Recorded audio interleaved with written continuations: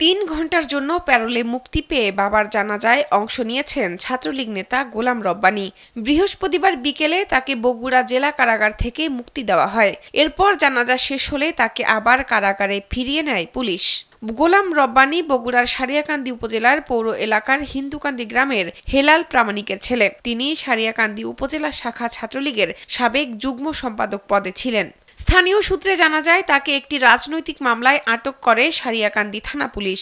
18 December রাতে হৃদরোগে আক্রান্ত হয়ে গোলাম রব্বানীর বাবা হেলাল প্রামাণিকের মৃত্যু হয়। হেলাল প্রামাণিক মরহুম মোহাম্মদ আলীর ছেলে। এদিকে গোলাম রব্বানী প্যারোলে মুক্তি পাওয়ার পর তাকে কড়া পুলিশ পাহারায় গ্রামের বাড়িতে এনে তার পিতার জানাজায় অংশ নেওয়ার সুযোগ করে দেয় পুলিশ।